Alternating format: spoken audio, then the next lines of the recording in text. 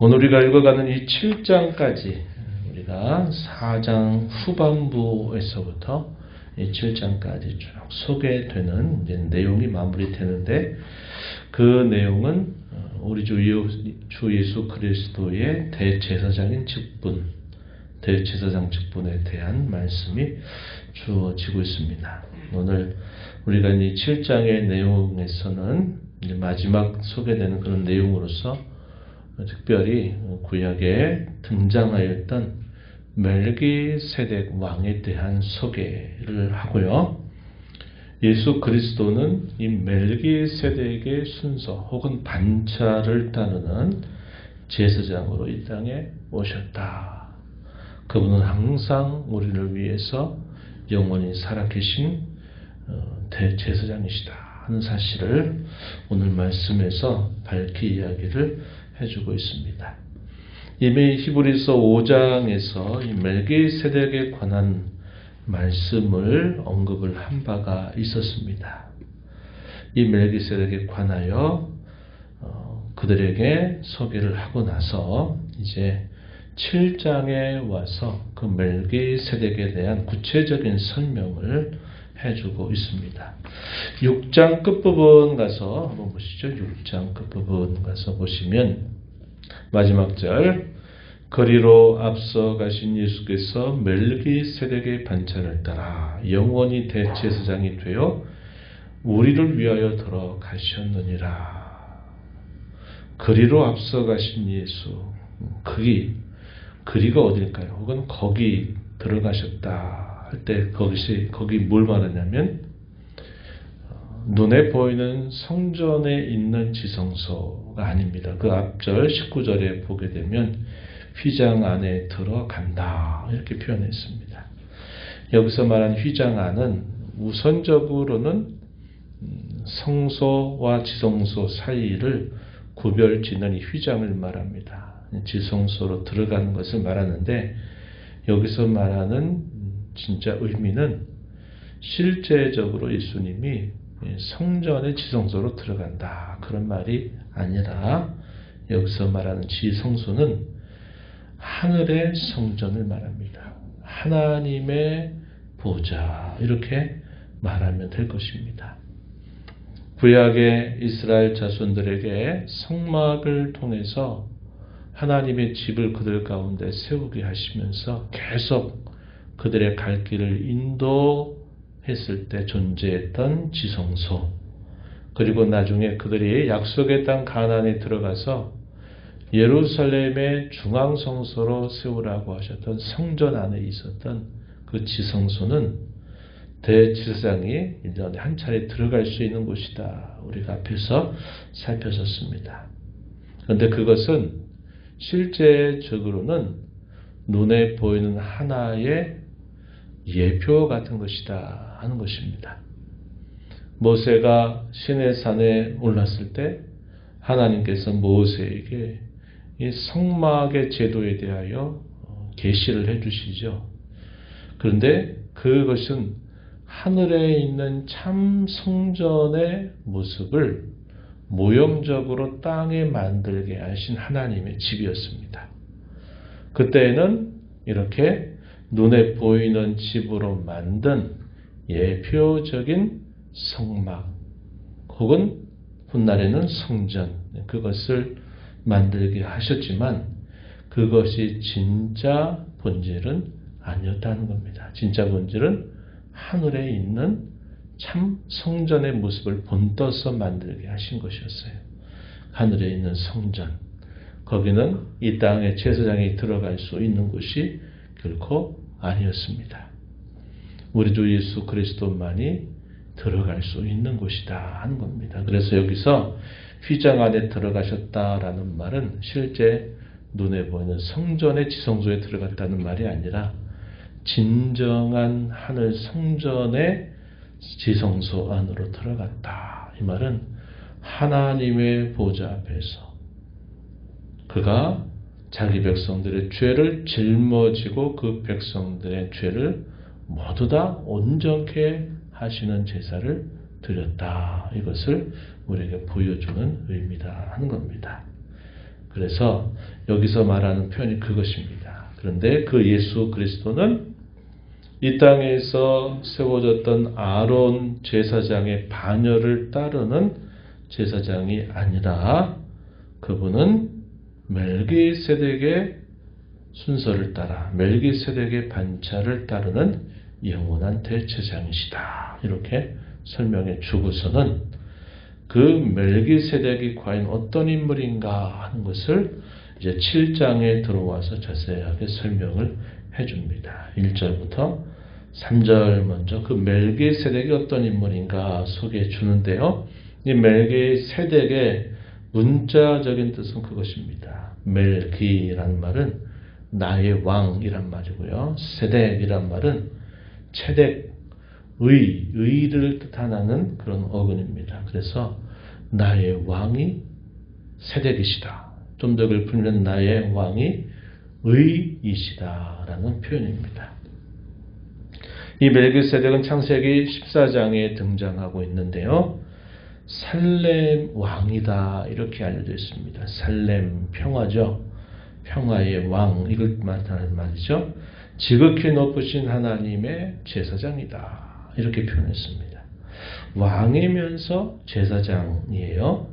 어떤 왕인가 2절에 좀 더 설명해 주기를 의의 왕이시다. 평강의 왕이시다. 이렇게 표현하고 있는 것입니다. 이사야서 7장에 가서 보게 되면 예수님 장차 오실 메시아에 대한 예언의 말씀이 소개될 때 어떻게 소개가 됩니까? 의의 왕, 평강의 왕 소개를 해주고 있다 이 말이죠. 예수 그리스도를 직접적으로 예표해 주는 그런 인물이었다는 겁니다. 아브라함이 조카 롯이 붙잡혔다라고 하는 소식을 듣고 318명의 사람들을 데리고 붙잡혀 있는 이 롯을 건져 오게 되고 또 당시에 전쟁에서 큰 승리를 거두고서 승리 전리품을 가지고 돌아올 때 이 멜기세덱이 아브라함을 환영하게 됐을 때 이 아브라함이 이 멜기세덱의 자기가 얻은 승리의 전리품 가운데 10분의 1을 이 멜기세덱에게 드리게 됩니다. 그리고 이 멜기세덱은 아브라함을 축복하죠. 이런 내용의 창세기에 등장하고 있습니다. 3절에 보면 이 멜기세덱에 관하여는 아버지도 어머니도 없다. 족보도 없다. 시작한 날도 생명의 끝도 없어서 하나님의 아들과 닮아 항상 제사장으로 계신다. 사람의 그 피할 수 없는 운명에 갇혀있는 그런 존재가 아니다 이 말이죠. 항상 제사장으로 계시는 그런 인물이었다라는 겁니다. 바로 그가 예수 그리스도를 예표하고 있는 인물이었다는 사실이죠. 아브라함에게 복을 빌었다라는 말의 의미는 아브라함보다도 더 높은 지위를 가지고 있는 존재였다. 7절에서 그렇게 말해주고 조금 전 말씀드렸듯이 아브라함에게 10분의 1을 받은 자라는 사실을 강조해 줍니다. 레위라고 하는 이 야곱의 아들은 아브라함, 이삭, 야곱으로 이어지죠. 그래서 레위가 제사장의 직분을 계승하는 지파인데 이 레위는 아브라함에게는 뭐가 됩니까? 손잡벌이 되죠. 그래서 아브라함이 멜기세덱에게 10분의 1을 드렸다라는 말의 의미는 레위도 결국 이 멜기세덱에게 마치 10분의 1을 드린 것과 다르지 않다는 겁니다. 근데 레위는 자기 백성들에게서 10분의 1을 받는 사람이죠. 10분의 1을 드리면 그것이 어디에 쓰이는가? 제사장들의 몫으로 사용돼서 그들이 성전에서 혹은 성막에서 제사 드린 일에 이것을 사용하게 한 것입니다. 그래서 제사장은 백성들이 드린 10분의 1을 받아서 생활했는데 이 레위는 그의 할아버지적 되는 아브라함이 멜기세덱의 10분의 1을 드렸다 하는 것은 이 멜기세덱이 레위의 자손으로 나오는 아론 계열의 대제사장보다도 훨씬 존귀하고 높은 지위를 가지고 있는 분이다 하는 사실을 말해주는 겁니다. 왜 이걸 말할까요? 아론의 대제사장의 반열로 세워지는 대제사장과 이 멜기세덱의 반차를 따르는 예수 그리스도의 대제사장의 직분이 비교할 수 없을 만큼 존귀하다 하는 사실을 분명히 드러내기 위해서 이런 말을 설명하고 있다 하는 겁니다. 11절로 한번 가서 보세요. 레위 계통의 제사 직분으로 말미암아 온전함을 얻을 수 있었으면 어찌하여 아론의 반차를 따르지 않고 멜기세덱의 반차를 따르는 다른 한 제사장을 세울 필요가 있겠느냐. 그럴 필요가 없었다 하는 거죠. 이게 뭘 말합니까? 예수님은 아론 계열의 제사장의 직분으로 이 땅에 오신 분이 아니다 하는 사실입니다. 이 레위 직분의 제사 직분으로는 온전함을 얻을 수 없었다는 겁니다. 그래서 계속적으로 반복이 되어야 했고 또 그들이 자신의 시대를 살다가 죽으면 자기의 자식이 또 이 직분을 계속 계승해서 행해야만 됐다는 겁니다. 어떤 일이 계속 반복된다라는 말은 그 일이 완성되지 않았다 하는 것을 말해주는 것이죠. 예수님은 멜기세덱의 반차를 따르는 제사장으로 오셨는데 예수님은 어느 지파 출신입니까? 유다 지파 출신이죠. 유다 지파의 자손으로 이 땅에 오셨다는 것을 말해주죠. 그는 아론의 제사장 직분의 어떤 면에서 다른가? 율법의 법을 따르지 않았다는 겁니다. 예수 그리스도의 대제사장의 직분은 불멸의 생명의 능력을 따라서 되신 것이다. 이렇게 말했고 아론 계열의 대제사장은 맹세 없이 된 일이라도 예수 그리스도는 성부로 말미암아 맹세로 세워지셨다. 21절에서 소개를 해줍니다.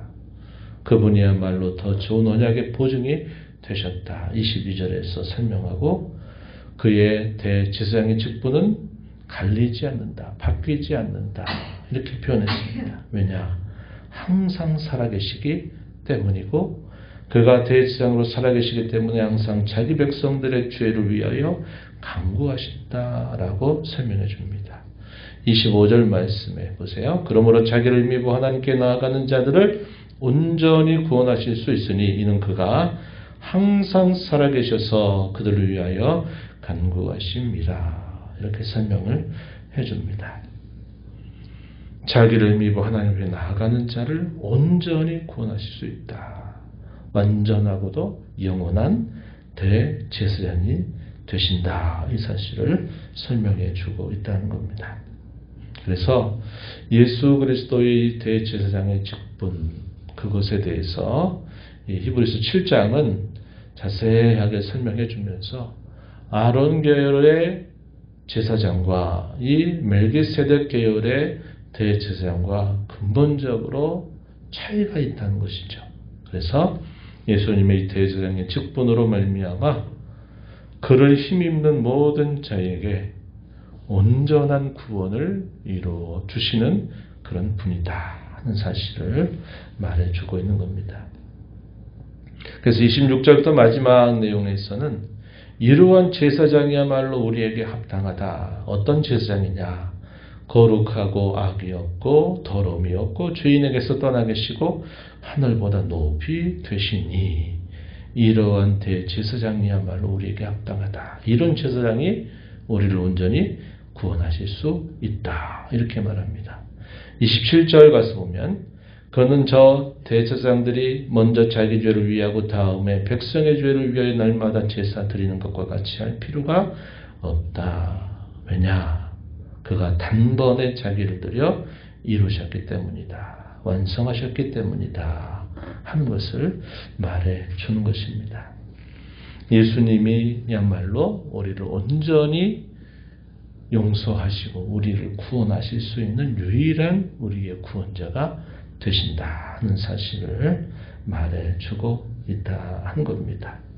그 예수님의 이러한 대제사장의 직분을 행하시고 뒤로 가면 그분이 온전한 제물이 되어서 이 땅의 눈에 보이는 성전이 아니라 하나님의 면전, 하늘의 참 성전에 자신을 드림으로 말미암아 구약에 반복되었던 모든 제사를 완성하셔서 이제 더 이상 그런 제사를 이 땅에서 드릴 필요가 없어지게 하셨다는 겁니다. 그래서 누차 우리가 살펴보지만 우리가 오늘 하나님 앞에 예배하는 것은 짐승을 들고 나와서 제사를 드리는 게 결코 아니다. 우리는 우리의 모든 속죄를 이루신 예수 그리스도의 공로를 힘입어서 하나님의 은혜의 보좌 앞에 나와서 그분께 감사하고 찬양하고 하나님 앞에 기도할 수 있는 그런 길이 활짝 열려져 있다는 것을 우리는 확인하게 되는 겁니다. 사도가 왜 이런 내용들을 강조할까요? 왜 강조하겠습니까? 고난과 박해 시대에 그리스도를 붙들지 않고 그리스도에게서 멀어지게 되면 결국 구원으로부터 멀어지게 되는 그 사실들을 강조하고 아무리 고난과 박해와 시련이 있어도 오직 우리의 구원이 되시는 예수 그리스도를 붙잡고 살아야 된다. 그리스도에게서 결코 떨어지면 안 된다. 그리스도를 고백하는 그 신앙을 굳건히 붙잡고 마지막 순간까지 그것을 견고하게 붙잡고 나아가야지 도중에 힘들다고 예수 그리스도를 떠나고 쳐버린 일이 있어서는 안 된다. 그분이야말로 우리의 진정한 구원이 되시는 분이시기 때문이다. 이렇게 강조해주고 있는 겁니다. 오늘 우리의 신앙이 무슨 신앙일까요? 그리스도를 붙드는 신앙입니다. 다른 곳을 이리저리 둘러보고 다른 것을 어떤 방도를 찾아 그렇게 뭔가 다른 것으로부터 해결을 받으려고 하는 것이 아니라 우리는 모든 상황 속에서 그리스도를 바라보고 그리스도를 붙들고 그리스도께서 앞서가신 그 걸음을 함께 따라가는 것이 진정한 믿음의 모습임을 우리가 배우면서 오늘도 우리에게 주신 이 하루를 주님을 붙들고 주님과 함께 그분의 걸음을 따라가는 복된 삶을 살아가는 저와 여러분 되기를 진심으로 바랍니다. 하나님 아버지 감사합니다. 추워진 날씨 가운데서도 또 이 새벽을 깨워 하나님 앞에 저희 걸음 인도하시고 오늘도 찬송을 드리며 저에게 주시는 말씀을 또다시 들음으로 우리 주 예수 그리스도만이 저희의 유일한 구원자가 되시고 항상 붙들고 의지하고 따라 살아야 될 유일한 분임을 다시 한번 저에게 확정시켜 주셔서 감사드립니다. 고난과 박해가 있든지 저희의 삶이 어떤 형편에 있든지 저희는 우리의 유일한 구원이 되시며 온전한 구원이 되시는 예수 그리스도를 떠나서는 안 될 것이며 그리스도를 언제나 붙들고 살아야 되며 저희의 시선을 다른 곳에 두어서는 안 될 것이며 오직 주님을 바라봐야 됨을 배우게 됩니다. 이 하루도 구원의 은혜를 값없이 받은 자로 감사하면서 하나님 앞에 살아가는 동안 우리 주님을 굳게 붙들고 그리스도를 떠나지 않으며 또 그리스도의 발자취를 따라서 살아가는 복된 삶이 되게 해 주옵소서. 주 앞에 나와 은혜를 구한 모든 심령들의 간구를 귀 기울여 주시고 응답해 주시기를 바라며 예수님 이름으로 기도하옵나이다. 아멘.